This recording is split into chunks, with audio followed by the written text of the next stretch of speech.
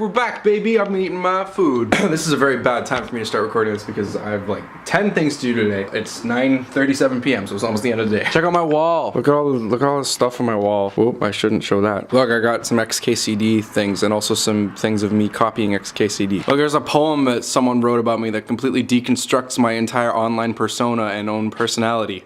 It's 6 pages. Here's a piece of modern art I bought with real cash that I should have probably spent on rent. And there's lyrics to a song. It's a really cheesy song. Here's a bunch of photos of my ex-girlfriend. And here's my life wall. It was previously a breakup wall, but now it's a life wall. It's full of wisdom. Here's one that my friend Leo wrote. There's living a sexy life, and there's a sexy life living you. That's about me sleeping around too much and not being happy because of it. Let's do the thing. Let's do the Hound and Brown Cow thing. Talking about Black Panther, baby. Black Panther, that's a movie that came out and it's really good. It made me feel a lot of things I know what it's like. I'm a brown boy, but I know what it's like to not be a white boy, and it felt good to have people who did not look white be on the screen. Cultural context matters, and I think that there's an art to it. Black Panther is like the gold standard for how to do cultural, social context in your filmmaking. Your Movie Sucks did a thing where he's like, why can't the cultural touchstone film of, you know, black people be, why can't it be like Moonlight or 12 Years a Slave?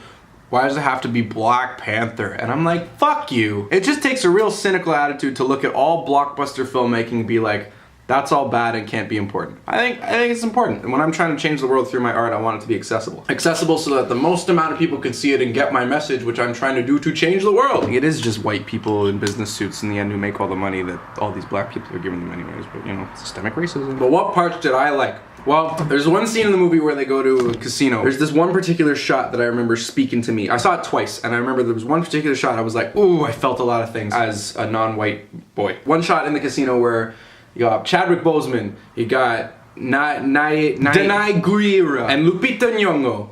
You got the three of them, they're all dressed in like these like really colorful, you got the black, you got the red, and you got the green. And this Weeknd song is playing, and they're just like strolling, and it's like, I was feeling stuff. It was good. Like, again, I don't know what it's like to be black, but I do have some of the blood in me. I feel like with a lot of black movies, when they show black people being badass, it's from like what I might consider a black lens. Like, it's for a black audience, just straight up. But like, this was the first time that I saw it from like a universal lens, like a more mainstream lens. Like, look how black people these are. Not look how black these people are. Look how badass these black people are and how awesome it is that they are black, right? Everyone, not right, us black people, which was just nice and made me feel so like represented despite not being black. I'm from Guyana. By the way, for anyone else who's watching this and gonna get mad at me for saying that, but also the girl who played Shuri, Letitia Wright, is also from Guyana, and that was really nice to find out afterwards because I was like, yeah! Finally someone who's actually from my fucking country. Michael B. Jordan. Oh my god, I've never been so inspired by a villain. But I remember there's this bit where he's looking at this mask and he's like, and then what's his face is like, whoa, what are you looking at for? He's like, is that made of vibranium too? He's like, no, I'm just feeling it. And he grabs it, and I just remember being like, I remember like feeling something in my bones when he said that, because it was just like, I don't know, something about like a kid coming from underprivileged with no father, with no like family.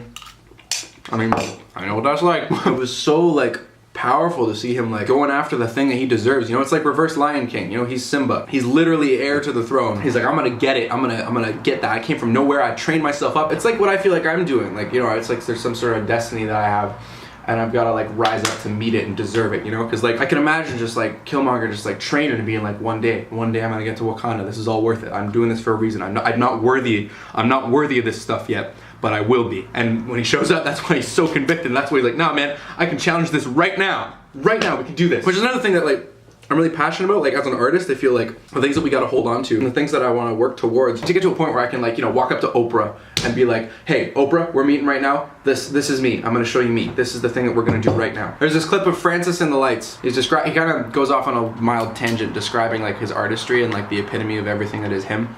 I'll just play the clip right now. To you, that is what I have to offer. That is me, Francis, at my most who I am. That I can give, that we can do right now.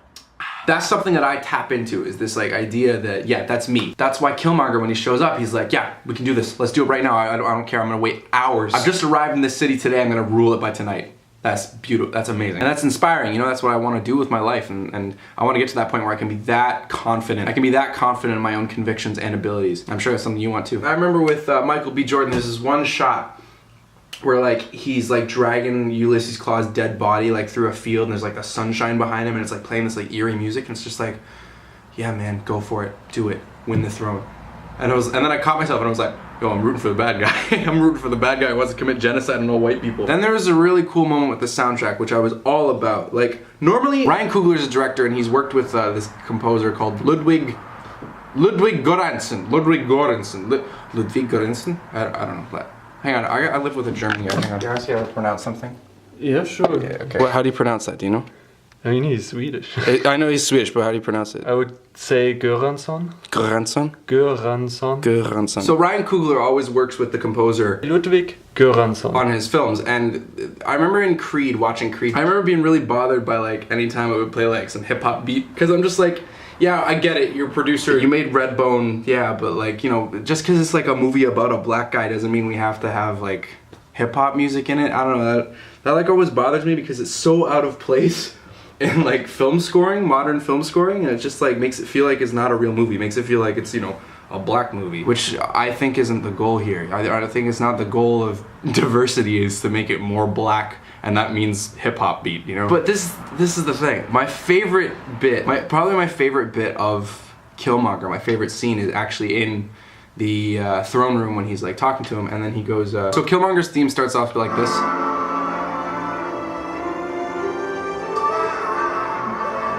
And he's all like scary and stuff. Chadwick Boseman's like interrogating him. He's like, I don't care who you are. And then he says, that's not my name, princess. Ask me, king. And he's like, no. And then some guy's like, who are you? Except he's like, he's got the big bowl in his lip. And then he goes, I am Ninja Naka, son of Prince Njobu. He speaks in African. And then what happens with the music is all of a sudden it goes into this.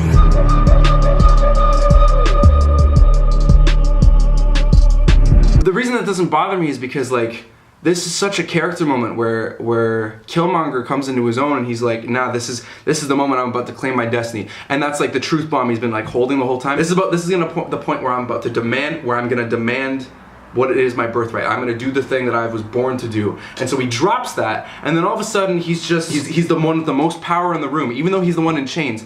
And he drops this knowledge, everyone's like, whoa! And then this kid from Oakland enters Wakanda and is suddenly the most important guy and the most powerful guy in the room. And that's why hip hop comes in. That's why the beat kicks in. That's what it is. It's not about him being black, it's about him being a strong character, you know? Which is so nice because he just happens to also be black. It's like, why aren't characters written like this in general? Not just, you know, that they're diverse. And then the movie just ends note perfect. Note perfect. He brings it home so hard. He goes back to Oakland and he's just like, you know what, this is gonna be an outreach center. And then, you know, you have that kid and he comes up to, I think that's the kid from Moonlight, actually. Yeah, I'm pretty sure it's the kid from Moonlight. It's Little from Moonlight. I love that his first two jobs are in two of the most like important movies for African Americans. That's so amazing. This kid's like destined for greatness. He comes up to Black Panther and he's just like, who are you? And then you see his like face and it's like, Ryan Coogler like imposes the effect of the movie that he wants it to have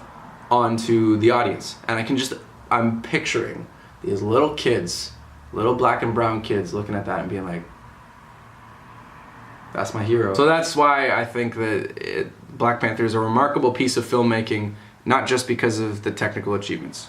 I think it has a lot of cultural and artistic ambitions and it meets them. So that's Black Panther. That's what I wish to achieve when I'm handed the reins of a blockbuster. That's what I want to do. I want to look at Ryan Coogler and be like, that's what I want to do what that guy did. So in conclusion, shut up, your movie sucks, but also hire me because I'm an editor and I want to work for you. Nah, your movie sucks is entitled to his own white ass opinion. I'm never gonna get the job. Alright, brother. Oh, I didn't insult you at the beginning. Your hair looks like it's trying to be Killmonger, but failing miserably. Your beard looks like it's trying to be the bearded lady from Greatest Showman, but failing miserably. Bye. Fuck you.